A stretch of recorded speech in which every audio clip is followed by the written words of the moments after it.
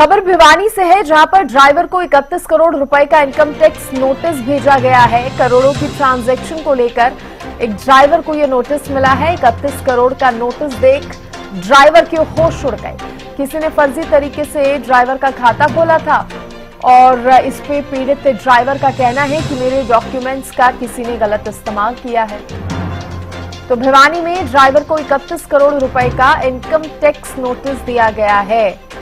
31 करोड़ रुपए का ये इनकम टैक्स नोटिस है, कोई छोटा मोटा भी नहीं, 31 करोड़। अब पीड़ित ड्राइवर का इस पर कहना है कि मेरे डॉक्यूमेंट्स का किसी ने गलत इस्तेमाल किया है। दरअसल करोड़ों की ट्रांजैक्शन को लेकर ये नोटिस जो है वो ड्राइवर को मिला है।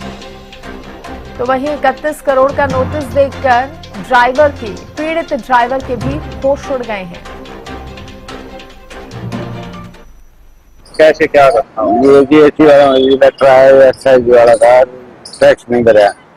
तो मान लीजिए इसका इतने करोड़ 38 करोड़ का कहीं मेरा खाता वाता खोल के और इससे फ्रॉड कर रखा है किसी ने। मेरे पास लेटर आया तो पता चला मुझे। तो कितने करोड़ का फ्रॉड हुआ? कैसे? 38 करोड़ का फ्रॉड है। लेटर आया मेरे पास जी। ये मेरे को तो कुछ मालूम ही नहीं था जी। तो अभी यहाँ लेटर आने के बाद पता चला यहाँ जी आने। तो किसने ये फ्रॉड किया? 38 करोड़ का। किसी का शक लगता है कि किसका मतलब किसके साथ फ्रॉड? ये थी क्या मालूम किसी ने। आपके दस्तावेज कैसे प्रयोग करेंगे? तो कोई फर्जी नहीं करा किसी ने। मैं तो गाड़ी वाड़ी चलाता हूँ। उनके पास नोटिस आया जीएसटी वालों का, भाई आपके अकाउंट से 31 करोड़ का लेन देन हुआ है और आपने जीएसटी नहीं भरी।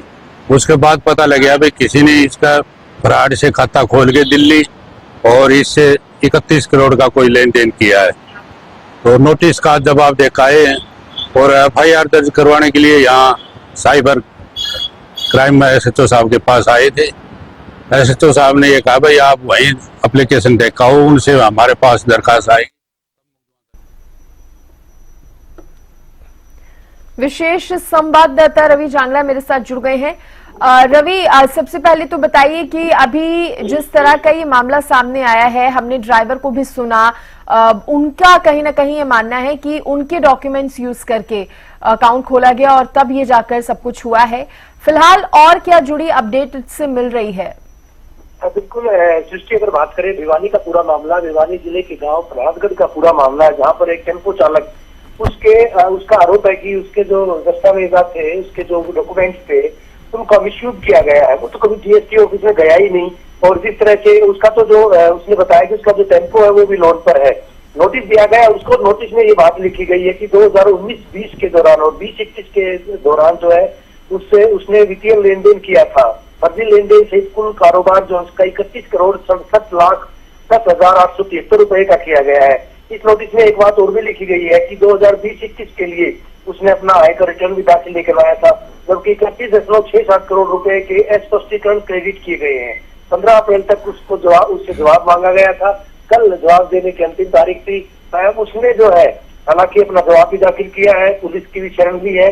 फिलहाल जो है मामला देखने वाली बात होगी कि किस तरह से, हालांकि उसके पास ना कोई जीएसटी नंबर है, ना किसी तरह से कोई लेन देन उसके द्वारा किया गया था। तो ड्राइवर को किसी पर शक है क्या? देखिए, अभी तक जो बात सामने आई है उसने अभी तक किसी पर कोई शक तो नहीं जताया, लेकिन उसका कहना है कि मामला जो है इस पूरे संबंध में, इस पूरे प्रकरण में जो है दर्ज किया जाना चाहिए, इसके बाद जांच की जानी चाहिए। साइबर थाने में जो है शिकायत वो देने के लिए पहुंचा था, हालांकि उसकी शिकायत वहां पर नहीं ली गई थी। पुलिस वालों का कहना था कि वो नोटिस का जवाब देते वहां से एफआईआर के लिए आएगा तो ही कार्रवाई की जाएगी। लेकिन फिलहाल जो टेम्पो चालक है वो दर की ठोकरें खाने पर मजबूर है। अपनी तरह का पहला मामला नहीं है, इस तरह के मामले पहले भी आते रहे, लेकिन एक टेम्पो चालक के साथ किस तरह से ठगी हुई है, किस तरह से धोखाधड़ी हुई है, उसकी बात यहाँ पर इनकम टैक्स के जो जिस तरह का नोटिस दिया गया है सृष्टि, उस नोटिस की साफ तौर पर झलक भी रही है।